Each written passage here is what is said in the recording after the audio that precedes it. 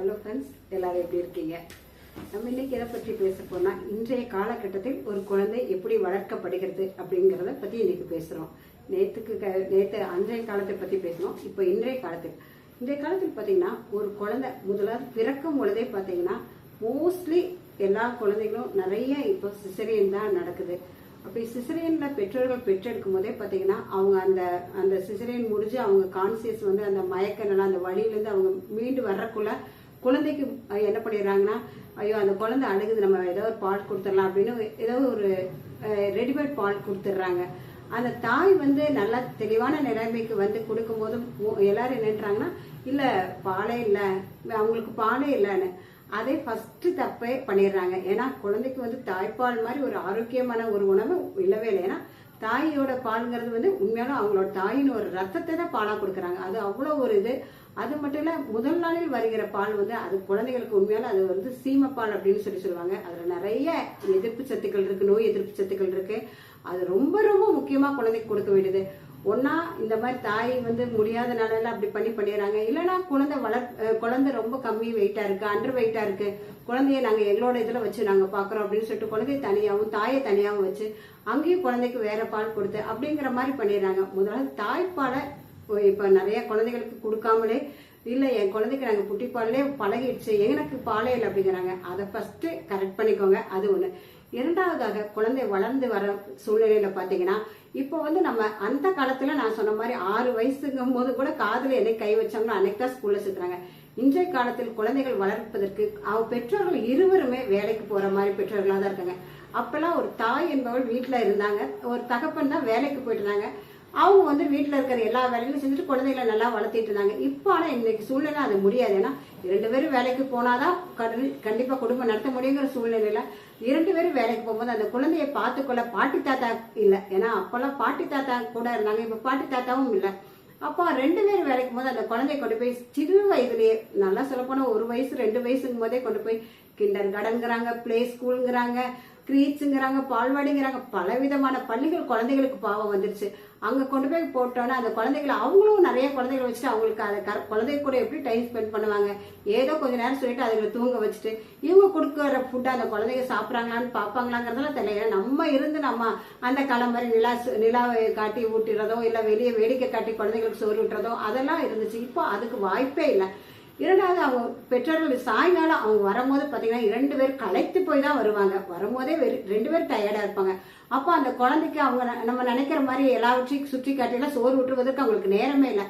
அப்போ அவங்க என்ன பண்றாங்கன்னா, குழந்தை கையில சின்ன குழந்தை கையில செல்போனை கொடுத்துறாங்க.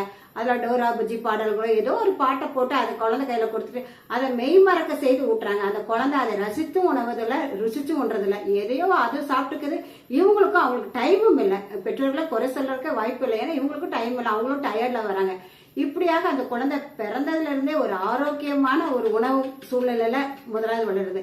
கொஞ்சம் குழந்தை வளர்ந்து வரும்போது என்ன பண்ணிடுறாங்கன்னா, அந்த குழந்தைகள் வந்து இந்த டிவி விளம்பரங்கள் எல்லாம் பார்த்துட்டு அதுக்கு கேட்கிற ஃபுட்டுகள் எல்லாமே பாத்தீங்கன்னா ஒரு ஆரோக்கியமற்ற உணவுகளாக தான் இருக்கு. டின் ஃபுட்டு, ரெடிமேட் ஃபுட்டு, அப்புறம் ரெடிமேடா கடைகள்ல வாங்குறதுல எத்தனை அஜினோமோட்டோக்கள் என்னென்ன கலந்துருக்குன்னு தெரியல. நல்லா சொல்ல போனா இன்றைக்கு உணவுகளே விஷமாக மாற்றப்பட்டுகிறது என்று சொல்ற அளவுக்கு உணவுகளே வந்து நிறைய இருக்கு. அதில் நமக்கு தேடி ஆர்கானிக் ஃபுட் கிடைச்சி, இயற்கையான ஃபுட்டுகளை கிடைச்சி, நல்ல கீரைகள், அந்த மாதிரி நல்ல பசுமையான காய்கறிகள் இதெல்லாம் நம்ம ரெடி பண்ணி கொடுத்து அந்த மாதிரி பார்த்து நம்ம செஞ்சுக்கிறதுக்கு நமக்கு ஆள்பலமும் அல்ல, வேலை பலவும் ஜாஸ்தியானனால பெற்றோர்களாலேயும் முடியாம அப்படியாக குழந்தைகள் வளர்ப்படுது. அது மட்டும் இல்லாம ஸ்கூலுக்கு போகும்போது அந்த பிள்ளைகளுக்கு பாத்தீங்கன்னா நல்ல ஒரு பள்ளிகள்ல அந்த பிள்ளைகளை சேர்த்தணுங்கிறதுக்காக சின்ன வயசுலயே அதுகளுக்கு அந்த 1ஆம் கிளாஸ் சேர்த்துறதுக்கே வந்து இன்டர்வியூ வைக்கிறாங்க. அதுல செலக்ட் பண்ணும் போது அதை கத்துக்கோ இதை கத்துக்கோன்னு சொல்லிட்டு மற்ற குழந்தைங்க கூட நம்ம குழந்தைகளை கம்பேர் பண்ணி நீ இதை கத்துக்கோ அதை கத்துக்கோன்னு சொல்லிட்டு பாவம் அந்த குழந்தைக்குன்னு ஒரு இயற்கையில ஏதாவது ஒரு கண்டிப்பா எல்லா குழந்தைகளுக்கும் ஒரு தனித்திறமை இருக்கும். அதை கொண்டு வரக்கு பெற்றோர்களுக்கு உண்மையாலுமே டைமே இருக்கிறது இல்ல.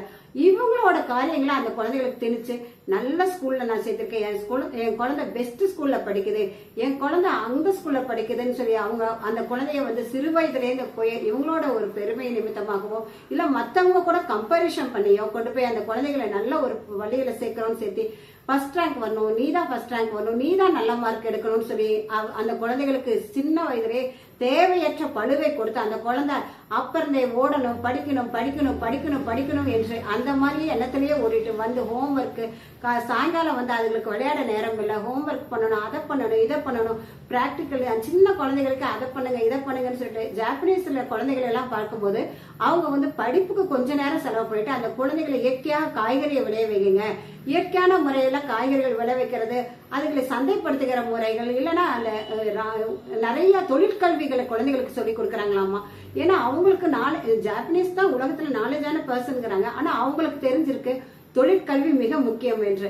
ஆனா நம்ம வந்து ஃபர்ஸ்ட் கிளாஸ் வாங்கணும், ஃபர்ஸ்ட் ரேங்க் வரணும், ஃபர்ஸ்ட் ரேங்க் வரணும்னு சொல்லிட்டு என்னென்ன குழந்தைகளுக்கு நம்ம கற்றுக் கொடுக்கணுமோ அதை கற்றுக் கொடுக்காமல் என்னென்ன நம்ம குழந்தைகளுக்கு தேவையற்றதோ அதை நம்ம கற்றுக் கொடுத்தோம். ஏன்னா ஒரு வகுப்பில் 50 பிள்ளைகள் இருந்தா 50 பேருமே ஃபர்ஸ்ட் ரேங்க் வந்தா கடைசி ரேங்க் யார் தான் வருவாங்க, அதை நாங்க நினைச்சு பார்க்கணும். இன்னொன்னு வந்து ஃபர்ஸ்ட் ரேங்க் வாங்குற குழந்தைங்க தான் உலகத்துல ஜெயிக்குது என்றும் கடைசி பெஞ்சில் உட்கார குழந்தைகள் தோற்கிறதுங்கிறது எது விதத்திலுமே கிடையவே கிடையாது. ஏன்னா உண்மையாலுமே நீங்க நல்லா ஜெயித்த குழந்தைகளை போய் பாருங்க, அவங்க கண்டிப்பா ஃபர்ஸ்ட் ரேங்க் வாங்கினவங்களா இருக்கிறதுக்கே வாய்ப்பு இல்லை. அப்ப ஃபர்ஸ்ட் ரேங்க் வாங்குறவங்களா தோத்துறாங்களா அப்படின்னு நீங்க கேட்காதீங்க. ஃபர்ஸ்ட் ரேங்க் வாங்குறவங்க இது பண்ணுவாங்க. ஆனாலும் அவங்க வந்து போட்டியின்றி அவங்க என்ன சொல்றதுன்னா நல்லா சொல்ல போனா ஃபர்ஸ்ட் ரேங்க் வாங்குறப்ப ஒரு கேட்டகரியில செட்டில் ஆயிடுறாங்க. அதாவது ஒரு பேங்க் மேனேஜராவோ இல்ல ஒரு ஏதோ ஒன்னெல்லாம் செட்டில் ஆயிடுறாங்க. ஆனா தோற்ற பிள்ளைகள் தான் வெகுண்டு எழுந்து ஜெயிக்கணுங்கிறதுக்காக வீரத்துடன் எழுந்து போராடி ஜெயிக்கிற பிள்ளைகள் நல்லபடியா இது பண்றாங்க. அதனால ரொம்ப ஃபர்ஸ்ட் ரேங்க் என்று ஓடுற பிள்ளைகள் நல்லா சொல்ல போனா இந்த காலத்துல குழந்தைகளுக்கு வந்து ஒரு நல்ல ஒரு இயற்கையான ஒரு நல்ல ஒரு உணவுகளும் இல்லாதனால நல்ல ஒரு உடற்பயிற்சியும் இல்லை. ஏன்னா ஸ்கூலுக்கும் வந்து வேன்ல கூட்டு போய் விட்டுறாங்க, ஸ்கூல் பஸ் வந்துருது, இல்லைன்னா பேரண்ட்ஸ் கொண்டு போய் விட்டுறாங்க, நடைப்பயிற்சி இல்ல, வீட்டுக்கு வந்தா அவங்க விளையாடுகிறது செய்வதற்கான உடற்பயிற்சியும் இல்லை. ஒரு நல்ல ஒரு உறவுகளுக்கு மத்தியில வாழ்ற உறவுகளுக்கு மத்தியில வர அந்த சூழலும் குழந்தைகளுக்கு இல்லாம இந்த குழந்தைகள் வளரும் போது இப்ப ரீசெண்ட் பீரியடா நீங்க பார்க்கும்போது அந்த காலத்துல எல்லாம் ஒரு 50 வயசுக்கு மேலதான் ஒருத்தங்களுக்கு ஒரு நோயினே வந்துச்சுன்னா அவங்க ஒரு வயதானவருக்கு தான் நோய் வந்துட்டு இருந்துச்சு. இந்த காலத்தில் குழந்தைகளுக்கு கூட சுகர் வந்திருக்குங்கிறாங்க, இன்சுலின் போடுகிற குழந்தைகள் இருக்குது.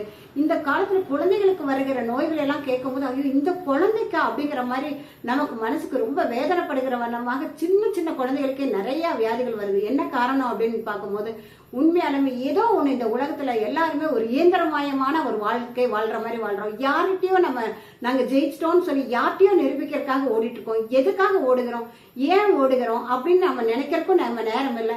இல்ல நம்ம கொஞ்ச நேரம் உட்காந்து நல்லா டைம் ஸ்பெண்ட் பண்ணி நம்ம ஃபேமிலி கூட நம்ம கொஞ்ச நேரம் பேசலாங்க அதுக்கும் டைம் இல்லை. ஆனா ஓடிட்டே இருக்கிறோம். ஆனா இதுல நம்ம ஜெயித்தோமா இல்ல நம்ம தோற்றோமா அப்படின்னு நம்ம நினைச்சு பார்க்கும்போது நல்லா சொல்ல போனா நிறைய காரியங்களை நம்ம ஜெயிச்சோம்னு சொன்னோம்னா அறிவு சார்ந்த பிள்ளைகள் இந்த காலத்துல கண்டிப்பா இந்த காலத்து பிள்ளைகள் மிகுந்த அறிவு சார்ந்த குழந்தைகளாக தான் இருக்கிறாங்க. அது எந்த விதத்திலயுமே தவறில்லை. ஆனால் அறிவு சார்ந்த குழந்தைகளை நாம் உருவாக்கி விட்டு ஆரோக்கியமான குழந்தைகளை நாம் தவற விட்டு கொண்டிருக்கிறோம். இதுல இருந்து நம்ம குழந்தைகள் எல்லாம் நம்ம மீட்டெடுப்பது எப்படி, நம்ம ஆரோக்கியமான வாழ்க்கைக்கு நம்ம எப்படி நம்ம மாற்றிக்கொள்வது என்பதை பற்றி நம்ம நாளைக்கு பார்க்கலாமா ஃப்ரெண்ட்ஸ்? நான் ஏதாவது பேசுறதுல உங்களுக்கான ஒரு கருத்துக்கள் ஏதாவது இருந்தா நீங்க கண்டிப்பா அதை எங்களுக்கு கமெண்ட் மூலமா சொல்லுங்க.